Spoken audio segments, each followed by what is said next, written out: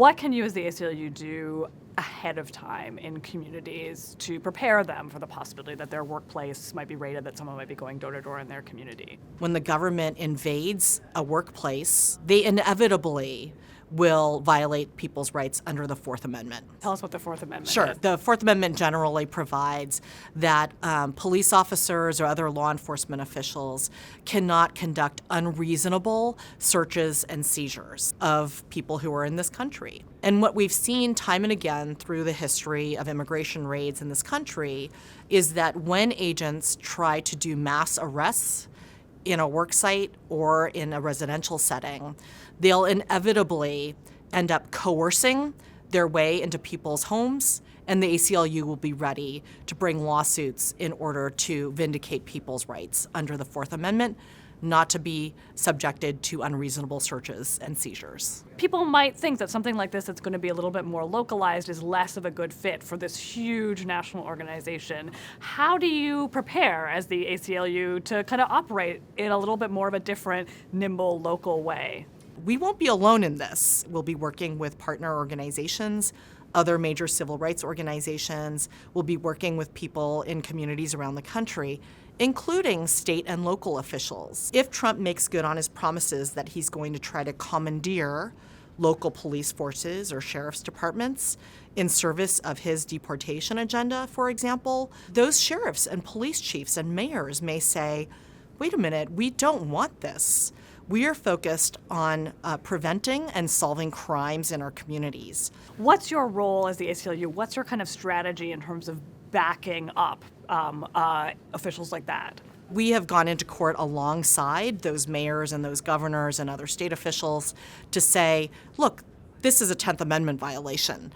The federal government can't commandeer state and local government agents to do what the President of the United States wants to do, particularly when it requires violating people's civil rights and civil liberties. Another thing we've done is to weigh in when, for example, hostile state officials have passed laws saying they want to require localities in those jurisdictions to participate in immigration enforcement.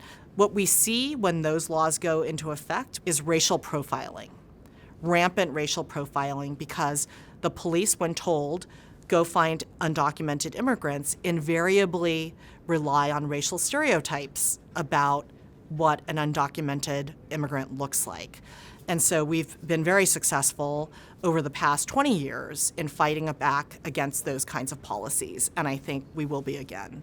Immigration was a big issue under the first Trump administration. Do you sort of see that as a playbook for what happens this time, or are you thinking differently about how to approach this second iteration? We are thinking about the second Trump administration differently because what Trump has promised to do is different both categorically and as a matter of degree from his first term. Donald Trump has threatened to invoke a lot of arcane federal laws as he's talking about carrying out his policies, including his immigration policies. I will invoke the Alien Enemies Act of 1798 to target and dismantle every migrant criminal network operating on American soil. This is a 1798 statute that gives the president the power, when we are in a declared war with another country, to bypass ordinary deportation procedures in order to try to deport nationals of that country.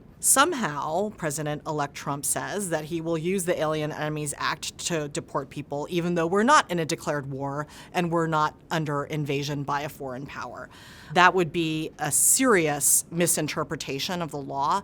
No court has ever read that statute to apply in these situations, and we will certainly be going to court to challenge the Trump administration if he does try to use the Alien Enemies Act in that way.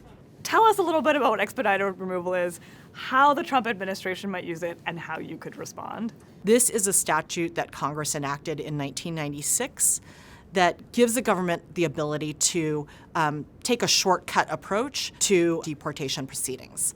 If the immigration authorities encounter the person within 100 miles of the border and the person can't prove that they have been in the country for more than 14 days. During the first Trump administration, the government did expand the use of expedited removal to throughout the United States. We did stop him in the federal district court in D.C., and before the case was over, the Biden administration took over and rescinded his interpretation of that statute. I think that sort of civil society played a big role in your strategy the last time around, both I think politically and legally. You had, mass protests. You got hundreds of thousands of new members. People seem, broadly speaking, more worn out, a little more apathetic than they were last time around. How do you, as you're kind of thinking of crafting this legal strategy, think about that other side of things, which is sort of getting people riled up again about some of what's going on? I think that as we see the impact of his scapegoating of immigrants play out in cities and localities around this country, and we see the impact on our workplaces and on the economy writ large, that outpouring of opposition will make itself felt once again.